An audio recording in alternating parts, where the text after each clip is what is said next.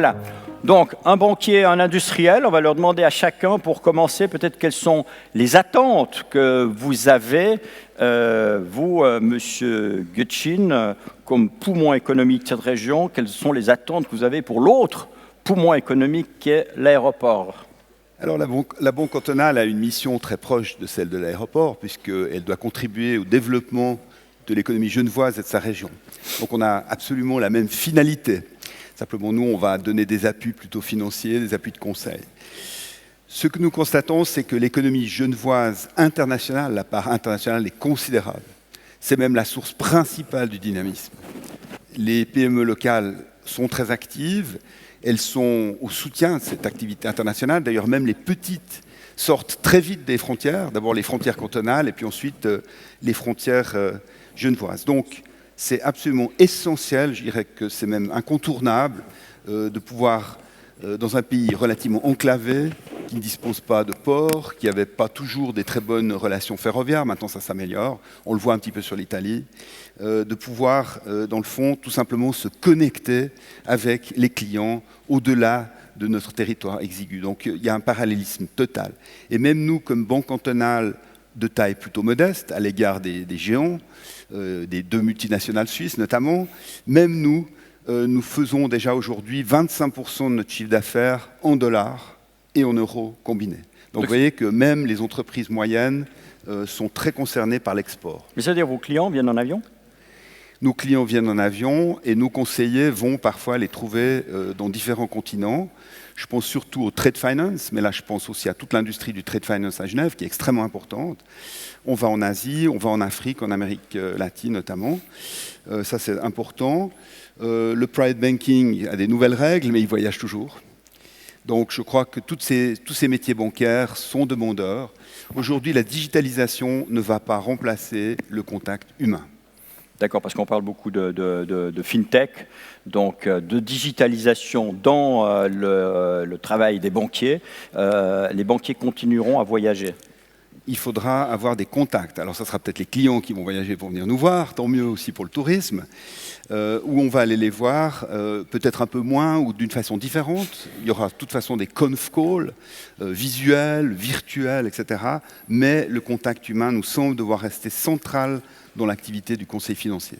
Alors je vais poser la même question à André Kudelski. Il y a une petite différence, c'est qu'il est, comment dire, peut-être jugé parti. Qu'est-ce que André Kudelski, industriel, attend d'André Kudelski, membre du conseil d'administration de l'aéroport? Alors je vais tout d'abord peut-être faire un saut en arrière en disant que si pendant des millénaires, la seule façon de se connecter en différentes parties du monde, c'était le bateau.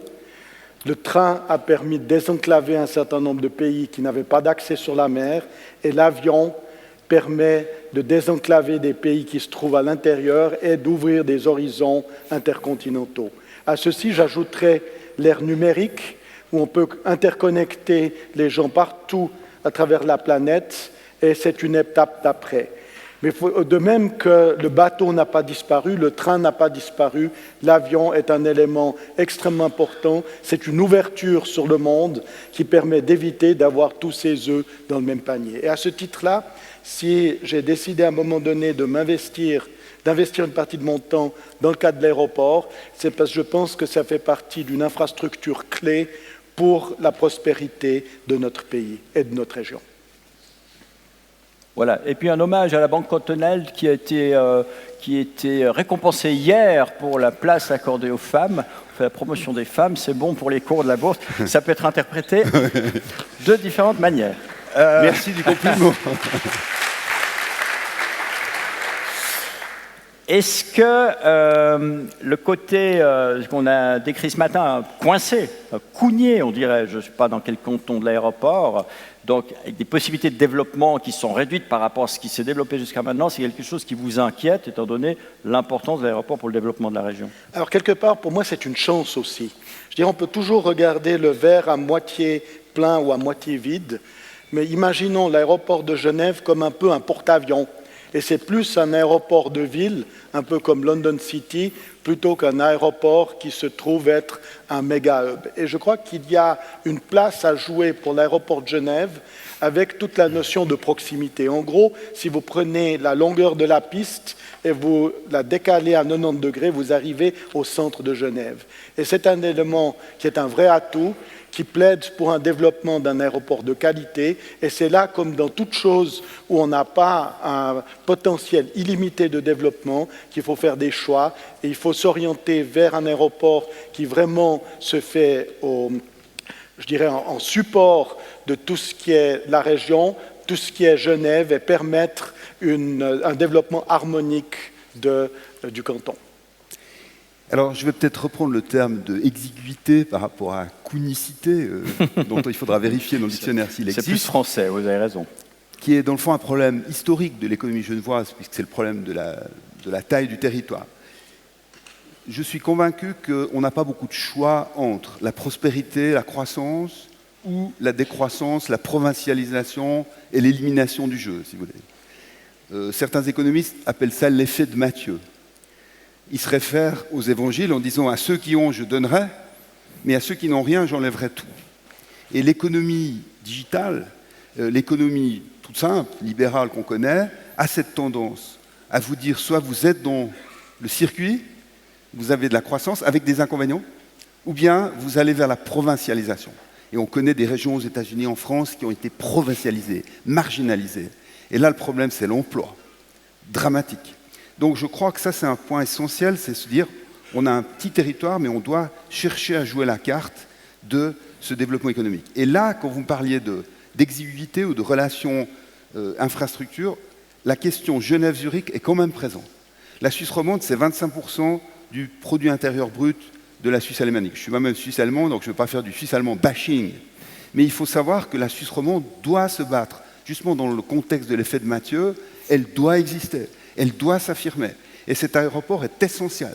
Et ce qui est aussi essentiel, plus pragmatiquement, c'est que Zurich réserve à nos voyageurs, dans son rôle de hub, des bonnes situations. Et ce n'est pas toujours le cas, parce que parfois, vous avez des transports en bus, on est mis un petit peu à l'écart, Genève, on pose l'avion ici ou là, et il nous faut lutter pour que Zurich nous considère à part entière dans le système aérien suisse. Vous voyez ?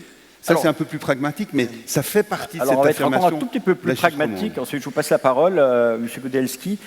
Pour éviter cette provincialisation et des gros travaux, des gros investissements, M. Schneider les a esquissés tout à l'heure, je pense qu'il y a devant nous, devant vous, pour plus de 800 millions d'investissements.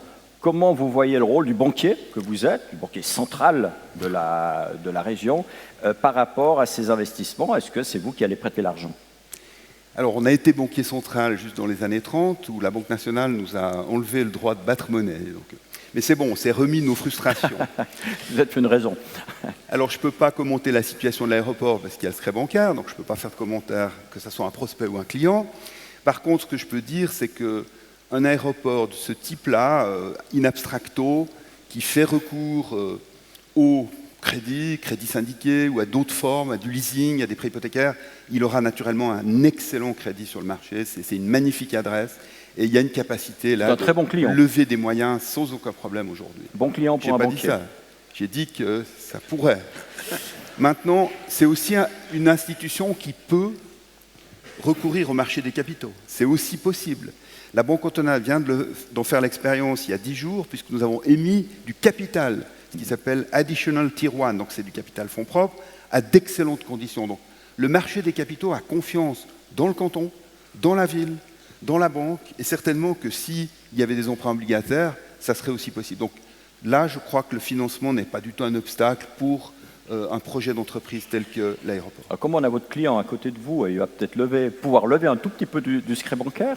Est-ce que la Banque cantonale est déjà un partenaire financier important pour le développement de l'aéroport? M. Schneider nous a dit que l'essentiel était autofinancé, l'essentiel des investissements jusqu'à maintenant, mais j'imagine qu'il y a quand même des banques qui ont dû vous prêter de l'argent, notamment la Banque cantonale. Alors tout d'abord, et c'est la beauté du secret bancaire, c'est que si l'établissement bancaire n'a pas le droit de parler de son client, le client peut parler de son fournisseur, enfin, ou son partenaire. Et effectivement, Vous avez champ libre.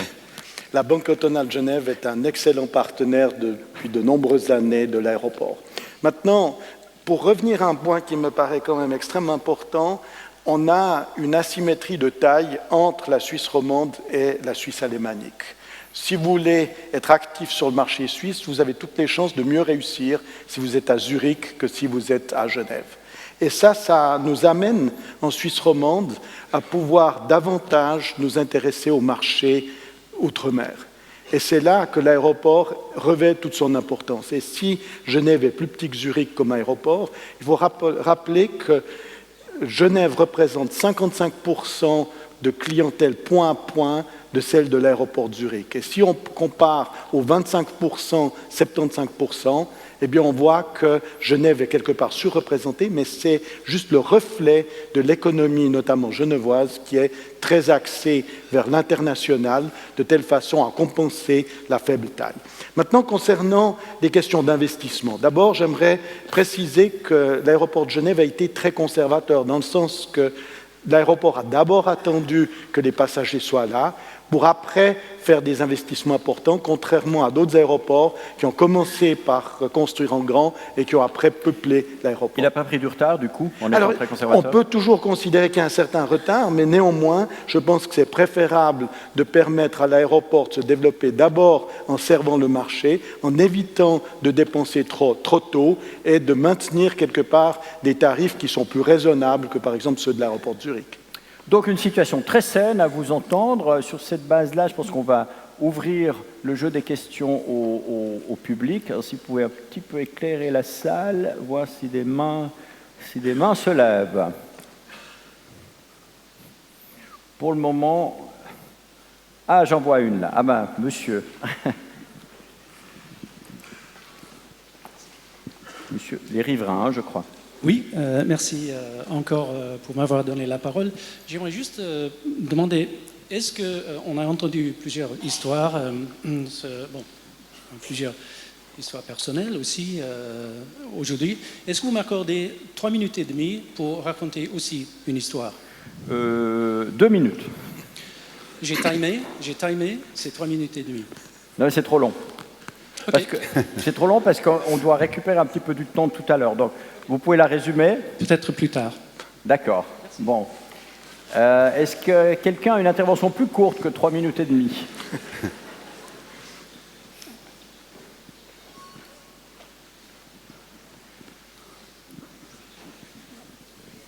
Oui, Monsieur Kudelski, vous êtes responsable à terme de l'innovation. Est-ce qu'il y a une innovation en direction de Zurich ou de Lyon avec un train souterrain ou un subway ou des choses comme ça qui pourraient être envisagées?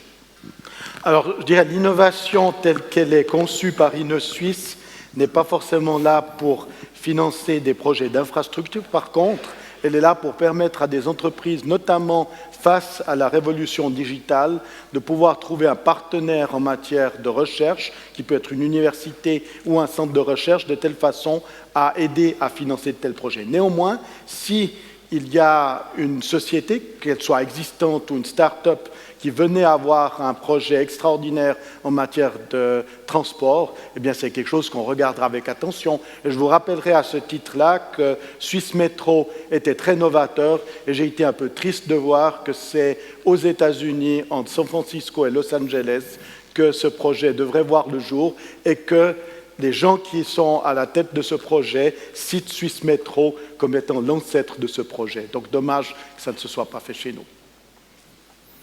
Encore une question dans la salle? Je n'en vois pas. Voilà, ici devant monsieur. Quelqu'un va... Voilà, un micro s'approche de vous. Bonjour, c'est une question pour monsieur Kudelski, faisant appel à un secteur que vous connaissez bien. L'innovation en matière de sécurité, cybersécurité, contrôle d'accès, trafic des passagers, contrôle facial. Est-ce qu'on pourrait faire une vitrine de Genève? Certains aéroports, comme celui de Singapour, sont des vitrines pour d'autres sujets. Alors, il y a un potentiel, effectivement, d'être une vitrine. Néanmoins, on doit faire attention à certaines choses. Et je pense qu'en Suisse, on a un avantage quelque part au niveau des valeurs, c'est une certaine notion de protection de la sphère privée. Et effectivement, d'arriver à avoir des concepts novateurs en matière de sécurité, c'est une chose tout à fait souhaitable. D'une part, parce qu'aujourd'hui, un passager, entre le moment où il arrive à l'aéroport et où il se retrouve dans l'avion, c'est le parcours du combattant, et non pas parce que l'aéroport souhaite contraindre les gens, mais simplement ça fait partie de certaines choses qui sont très fortement régulées. Et là, il y a certainement une opportunité pour être plus innovant. Et on a une autre chance, c'est qu'on a l'IATA qui n'est pas très éloigné, puisque sur le site de l'aéroport, il y a le siège européen de IATA. Mais pour ça, il faut des entrepreneurs ou des personnes qui viennent avec des idées. Et je suis sûr que M. Schneider regardera ça avec attention. Néanmoins, ne vous attendez pas à des révolutions. On ne peut pas non plus tout changer du jour au lendemain. Rapidement, peut-être une question sur l'aviation d'affaires. On l'a évoqué, on n'en a pas vraiment parlé. Genève est la deuxième ou troisième aéroport pour les vols privés, les vols d'affaires. On a le sentiment, en tout cas c'est ce que j'ai lu dans les journaux, que c'est saturé, que les mouvements sont en recul. Est-ce que les vols d'affaires, enfin, un, quelle est leur importance, et deux, est-ce que c'est le parent pauvre de l'aéroport? Alors je ne pense pas qu'il faille parler de parents pauvres ou parents riches. Un aéroport doit servir l'ensemble des clients potentiels, ou ce que l'on appellera en anglo-saxon des stakeholders. Et parmi ceux-là, il y a les vols, je dirais, de ligne d'affaires, les vols de plaisance, les vols d'aviation d'affaires, les vols gouvernementaux, les vols médicaux. Et il est extrêmement important de pouvoir servir l'ensemble de ces prestataires. Néanmoins, ce qui est important à considérer, c'est qu'il y a des priorités à donner. Et là, où je dirais il y a parfois des débats, c'est est-ce qu'il vaut mieux accueillir un avion qui a 200 passagers ou un avion qui en a 5 ? Et je pense qu'il y a un arbitrage qui se fait. Il ne se fait pas complètement au détriment de l'aviation d'affaires, mais il tient compte quand même de l'intérêt général. Et ça me paraît être important. Et un avion avec 200 personnes, il rapporte plus en taxes d'aéroport qu'en... Mais je ne pense pas qu'il faille raisonner en taxes d'aéroport. L'aéroport, et ça vient notamment de la qualité de son propriétaire, est là pour servir la région et pas pour se servir lui-même. Donc, fondamentalement, dans l'intérêt, je dirais, de la région. Sur l'aviation d'affaires, encore un mot. Sur le sujet du private banking qui ne concerne pas fondamentalement la banque cantonale, on en fait un peu, mais ce n'est pas notre cœur de métier. Mais il est très important de savoir aujourd'hui qu'il y a enfin, un protectionnisme fort qui s'est manifesté depuis 2008, depuis entre guillemets, la crise fiscale qui, elle, a été résolue par l'échange automatique d'informations. Mais il y a un protectionnisme montant. Et le fait que des clients de private banking, particulièrement, puissent venir sur le territoire suisse est nécessaire ou important, puisque, dans le fond, le fort de l'accord, la compréhension des solutions qu'on leur propose, va avoir une nature juridique différente s'ils ont pu le constater, le décider, le signer en Suisse. Donc, vous voyez que là, il y a une sorte de convergence entre, d'une part, le retour malheureux du protectionnisme dans cette affaire et la difficulté pour la Suisse qui, rappelons-le, gère toujours 25% des avoirs offshore mondiaux. Donc, cette difficulté de pouvoir aller sur ces marchés, le fameux accès des marchés, donc, dans une certaine mesure, la capacité de faire venir des clients de cette catégorie-là, qui n'est pas toute la catégorie large, est importante. Et elle est importante pas seulement pour les taxes d'atterrissage, là, bien sûr, elle est surtout importante aussi pour le tourisme, la connaissance de la Suisse. Il faut bien se dire aussi que, prenons par exemple un Asiatique, il aime venir en Suisse, il vient voir sa banque, il vient voir peut-être des magasins, etc. Donc il y a un cercle virtueux véritablement à construire ici. Messieurs, oui. À ce titre-là, j'aimerais juste peut-être rebondir sur un point, c'est qu'un des atouts importants de la Suisse, c'est la sécurité du droit. Certains ont toujours pensé, lorsqu'on pense au private banking, que c'est des questions fiscales. Non, il y a beaucoup de clients qui viennent de pays où ils n'ont pas de fiscalité du tout et qui apprécient la Suisse parce qu'il y a une sécurité du droit. Et c'est un des atouts que l'on doit absolument conserver, que cela soit au niveau fédéral, au niveau cantonal ou au niveau communal. Si vous le voulez bien, on s'arrête ici avec ce premier interview croisé. On a beaucoup parlé des passagers, on va parler un peu plus des marchandises, du fret maintenant avec le... Messieurs, merci. Merci. Et puis...